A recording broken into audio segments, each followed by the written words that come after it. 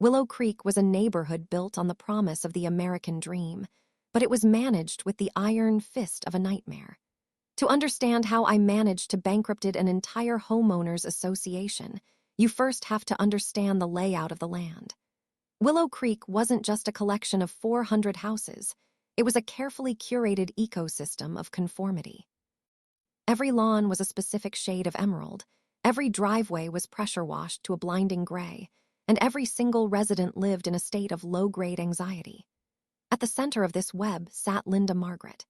She had been the president of the HOA for 12 consecutive years, a streak she maintained through a mixture of intimidation, legal maneuvering, and a frighteningly deep knowledge of everyone's personal business. She didn't just want a clean neighborhood. She wanted a museum where she was the head curator. I moved into Willow Creek in early 2023. I'm a software engineer by trade, which means I spend my days looking for bugs in code and my nights looking for signals in the sky. I'm a licensed amateur radio operator. For those who don't know, ham radio isn't just a hobby. It's a vital piece of emergency infrastructure protected by the federal government. To do it right, you need an antenna. And not just a little wire hanging out a window, but a proper, high-gain tower that can bounce signals off the ionosphere. I knew the moment I bought the house that the antenna would be an issue. I'm not a reckless person, so I spent 3 months preparing my application for the Architectural Review Committee, which was really just a fancy name for Margaret's kitchen table. I submitted a 50-page packet. It included structural engineering stamps, wind load calculations, and a detailed map of how the tower would be shielded from the street by a cluster of existing oak trees. I even cited PRB1, a federal policy from the FCC that states local regulations must reasonably accommodate amateur radio communications and represent the minimum practicable regulation to accomplish the local authority's legitimate purpose. I thought being thorough would win her over. I was wrong. The day after I dropped off the packet, I didn't get a phone call or an email. I got a red-bordered envelope taped to my front door with industrial-strength adhesive. The letter inside didn't even address my application. Instead, it was a notice of immediate violation.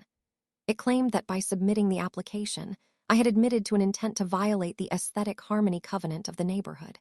The fine was $500, and there was a footnote. This fine will recur daily until the application is formally withdrawn, and a $2,000 administrative review fee is paid to cover the legal costs of the board's response. I was stunned. They were fining me for the act of asking permission. When I tried to call Margaret, she blocked my number. When I went to her house, she threatened to call the police for trespassing. By the end of the month, with the daily fines and the consulting fees, the HOA portal showed that I owed exactly $10,000. That was the moment the nuclear option was mentioned. Margaret sent a neighborhood-wide newsletter, without naming me, though everyone knew who it was, stating that a certain resident was attempting to devalue the community with industrial equipment, and that the board would be exercising its right to place a lien on the property and initiate foreclosure proceedings to protect the common interest. They weren't just trying to stop my hobby. They were trying to take my home. Most people would have folded. They would have paid the $10,000, apologized, and sold their radio gear on eBay. But Margaret didn't realize that a software engineer's entire job is to find the one line of broken code that brings down the whole system. I spent the next 2 weeks in the basement of the county records office. I didn't look at the current bylaws. I looked at the history. Every HOA starts with a Declaration of Covenants, Conditions, and Restrictions, or CC and RS. This is the founding document, the constitution of the neighborhood. Over 40 years, Willow Creek had amended its rules dozens of times. Margaret's power came from the 2012 amendments, which gave her the authority to issue fines without a hearing and to hire external consultants at her discretion. As I dug through the dusty boxes of the original 1984 filing, I found the master deed. In the master deed, Article XIV, Section 2, there was a clause that had remained unchanged since the neighborhood was founded. It stated, "Any amendment to these covenants must be ratified by a 75% quorum of the total membership in a physical meeting, with signed ballots retained for a period of no less than 20 years. I went back to the meeting minutes from 2012. I found the record for the night the Margaret rules were passed. Out of 400 homeowners, only 42 had been present.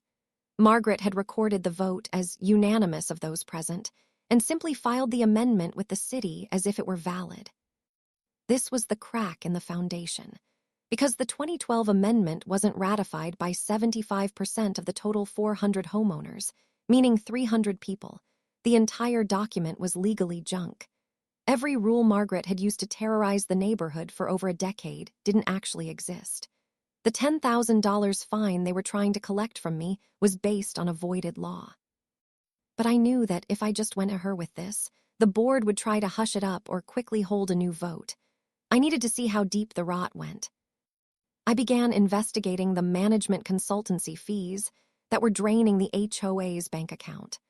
Our annual dues were $1,500 per house. With 400 houses, that's $600,000 a year. Yet, the community pool had a leak that hadn't been fixed in 3 years, and the security gate was permanently stuck open. According to the board's internal ledger, which I obtained through a right to inspect request that they legally couldn't deny, $200,000 a year was being paid to a firm called Willow Management and Logistics. I ran a business search on the firm.